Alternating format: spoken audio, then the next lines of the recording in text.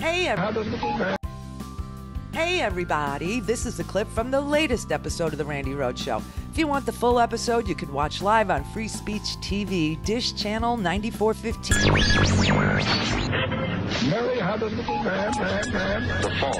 We believe that all men are created equal. To the magnificent mosaic that is America. From radio beacon to radio beacon. I have a dream today. Change has come to America. Believe me. Knock, knock. Who's there? It's a figment of your imagination. Randi Rhodes Show. Turn up your mind. That President Trump should not be impeached, even if all the evidence and arguments laid out by the House are accepted as fact. That's right.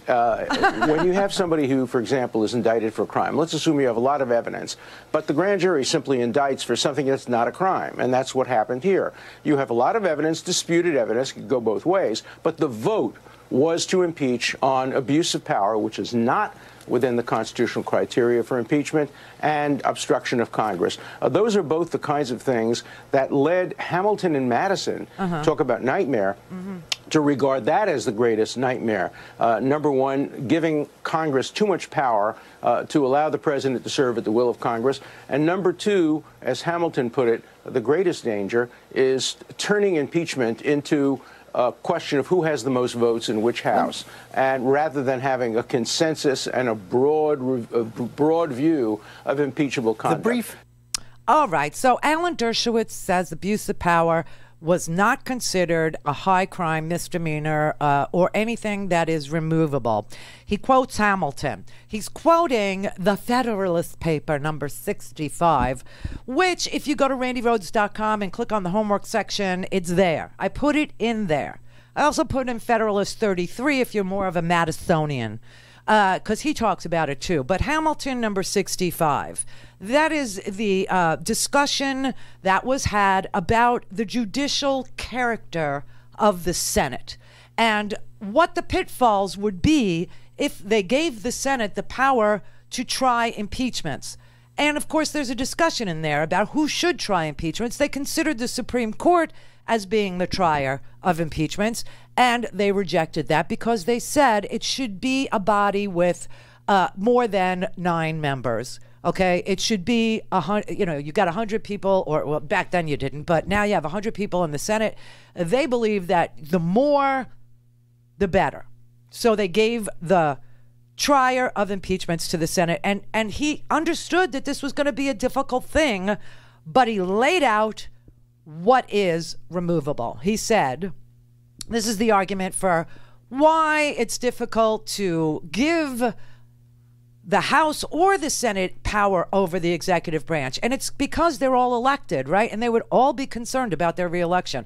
I mean, these were not idiots, these founding fathers, okay? And he said, a well-constituted court for the trial of impeachments is an object not more to be desired than difficult to be obtained in a government wholly elected. The subjects of its jurisdiction are those whose offenses which proceed from the misconduct of public men. In other words, from the abuse or violation of some public trust.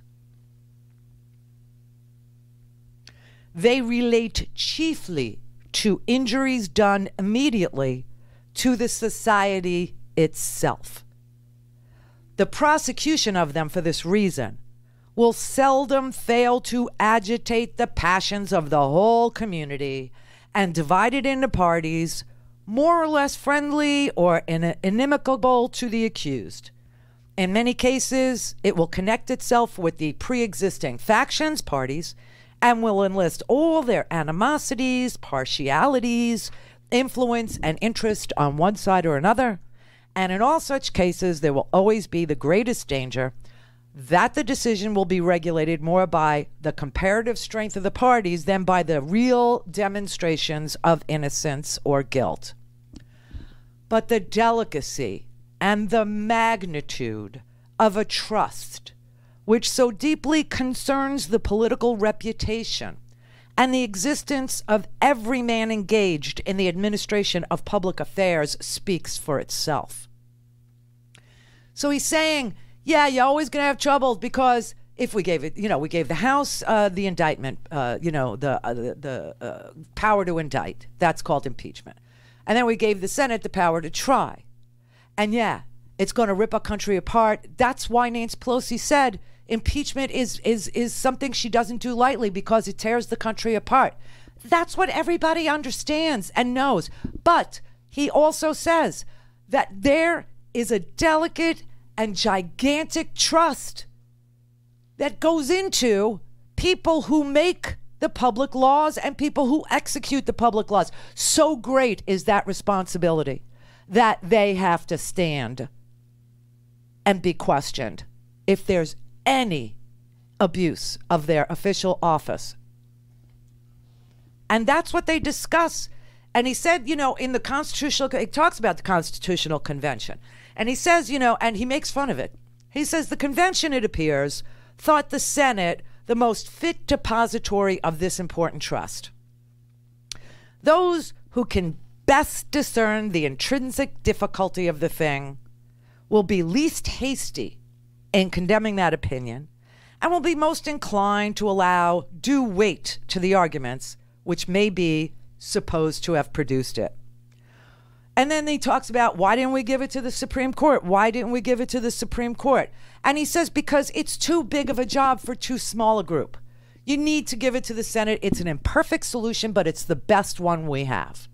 And that's why I keep telling you, America is a contract. It is an agreement. It is a simple agreement of the co-equal branches of government to do the things that are written down in the Constitution, for all its flaws and all its inability to remove elected politics from these important breaches of public trust and abuse. It's difficult. Everybody knew it would tear the country apart. Everybody understood it was difficult. But he goes on to say, look, we took this from Great Britain. We took it from English law. The House of Commons preferred the impeachment, and the House of Lords decided on it. And he said several of the state constitutions, they adopted this principle too. And so we look at the Senate as a bridle in the hands of a legislative body upon the executive. A bridle, like a horse bridle. And when the executive abuses his public trust, when the executive abuses his office, then the best cure we have is to have a trial in the Senate. And that's everybody, and what's really sick, they don't want witnesses. They don't want witnesses. All right, so let me play you Ken Starr's 1998 appearance. This is 2 minutes. Do we have time for this now? No. All right, so we'll take the break. I'll play it on the other side. So on the other side, you're going to hear a clip of Ken Starr from 1998.